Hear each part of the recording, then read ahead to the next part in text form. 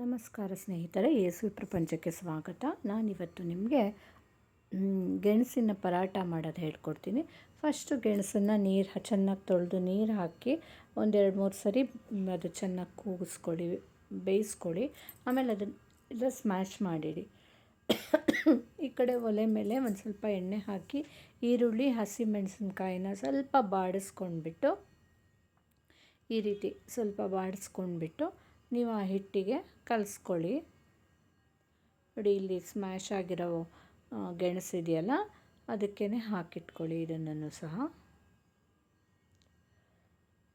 ಆಮೇಲೆ as usual ಏನೇನು ಮಸಾಲೆ ಬೇಕು ಅಂದರೆ 1 by 1 ನಾವೀಗ ಅದಕ್ಕೆ ಹಾಕ್ಕೊಳ್ಳೋಣ. ಅದಕ್ಕಿಂತ ಮುಂಚೆ ನಾನಿಲ್ಲಿ ಕೊತ್ತಂಬರಿ, ಕರಿಬೇವು ಎಲ್ಲ ಹಾಕ್ಕೊಂಡೆ, ಹಸಿಮೆಣಸು ಅಲ್ಲೇ ಹಾಕ್ಕೊಂಡಿದ್ನಲ್ಲ.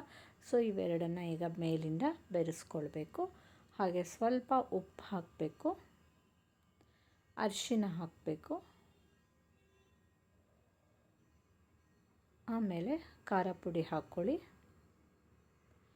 ನೆಕ್ಸ್ಟ್ ಸ್ವಲ್ಪ ಗರಂ ಮಸಾಲ ಪೌಡರನ್ನು ಸಹ ಹಾಕ್ಕೊಳ್ಬೇಕು. ಹಾಕಿ ಅದನ್ನೆಲ್ಲ ಚೆನ್ನಾಗಿ ಮಿಕ್ಸ್ ಮಾಡಿಟ್ಕೊಂಡ್ಬಿಡಿ, ನೀಟಾಗಿ ಎಲ್ಲ ಕಡೆ ಬರೋ ಹಾಗೆ. ಅದನ್ನು ಇನ್ನೇನು ಇದಕ್ಕೆ ಬೇಡ, ಯಾಕಂದರೆ ಗೆಣಸದೇ ಸಿಹಿ ಇರುತ್ತಲ್ಲ. ನೋಡಿ, ಈ ಥರ ಎಲ್ಲನೂ ಮಿಕ್ಸ್ ಮಾಡಿಟ್ಕೊಂಡೆ ನಾನು.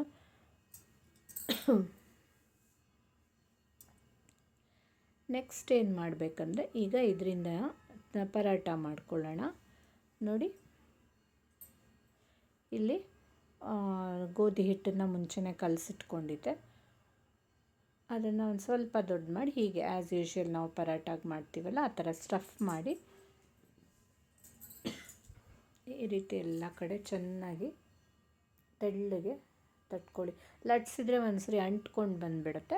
ತಟ್ಟಿದ್ದನ್ನೇ ಮೇಲೆ ಹಾಕ್ಕೊಂಡ್ಬಿಟ್ರೆ ಈಸಿಯಾಗುತ್ತೆ, ಮುರಿದ್ಗಿರ್ದೇನು ಹೋಗಲ್ಲ. ನೋಡಿ, ಎರಡೂ ಕಡೆನೂ ಎಣ್ಣೆ ಹಾಕ್ಕೊಳ್ತಾ ಬೇಯಿಸ್ಕೊಳ್ಳಿ ನೀಟಾಗಿ. ಆ ಕಡೆ ಫ್ಲಿಪ್ ಮಾಡ್ಕೊಂಡು ಇಷ್ಟು ಮಾಡಿದರೆ ನೋಡಿ ಆಗೋಯಿತು ನಮ್ಮ ಗೆಣಸಿನ ಪರಾಟ. ತುಂಬಾ ಟೇಸ್ಟಿಯಾಗಿರುತ್ತೆ.